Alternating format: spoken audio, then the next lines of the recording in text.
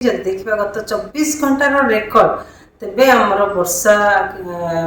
अनेक स्थान वर्षा रेकर्ड करा जायछि ता सहित प्रबल वर्षा आमर 10टी स्टेशन रेकर्ड करा जायछि। सर्वाधिक वर्षा रेकर्ड करा जायछि बरगढ़ जिले में विजयपुर ठारे 109 मिलीमीटर। आज पर्यंत प्रथम जून 1 जून रु नहीं 7 जुलाई पर्यंत आमर टोटल वर्षा होती पूरा राज्य रे 334.6 मिलीमीटर जो जहाँफल कि आमर वर्तमान राज्य रे 21% एक्सेस किंबा एबव नॉर्मल रेनफॉल रेकर्ड करा जायछि। ता सहित दुईटी जिले में नवरंगपुर और कलाहांडी जिले में वर्तमान डिफिशिएंट अच्छी अलग जिला गुड़िक एक्सेस किंबा लार्ज एक्सेस किंबा नॉर्मल रेनफॉल रियलाइज होती आज पर्यंत। आगामी 24 घंटा जब देखिए फोरकास्ट राज्यर किसी स्थान में हल्का मध्यम वर्षा सहित बिजुली घड़घड़ी हो पारे किंतु एत इंटेंस बिजुली घड़घड़ी होबार संभावना ना। काली 8 तारिख राज्य में किसी स्थान में हल्का मध्यम वर्षा रही संभावना रही सहित मयूरभंज केन्दुझर जिले में गोटे कि दुईटा स्थान में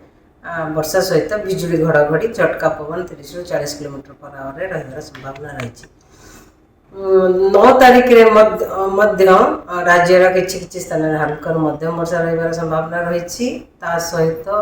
गोटे कि दुईटा स्थान में बिजुली घड़घड़ी सहित झटका पवन 30 ରୁ 40 किलोमीटर पर आवर रही संभावना रही मयूरभंज केन्दुझर अनुगुल और ढेंकानाल जिले में। ता सहित 10 तारिख में राज्य में किसी स्थान में हल्का मध्यम वर्षा रहा सहित मयूरभंज केन्दुझर ढेंकानाल अनुगुल जिले में गोटे कि दुईटा स्थान में वर्षा सहित बिजुली घड़घड़ी झटका पवन 30 ରୁ 40 किलोमीटर पर आवर रही संभावना रही। 11 तारिख में राज्य में किसी स्थान में हल्का मध्यम वर्षा रही संभावना रही सहित मयूरभंज केन्दुझर जिले में वर्षा सहित बिजुली घड़घड़ी झटका पवन 30 ରୁ 40 किलोमीटर पर आवर गोटे कि दुईटा स्थान में रही संभावना रही। 12 तारिख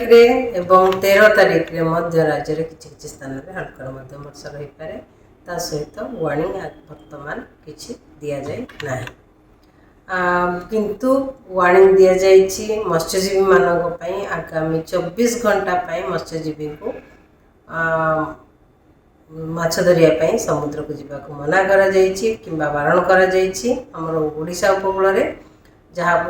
कारण कि आमर समुद्र अशांत आगामी 24 घंटा मध्य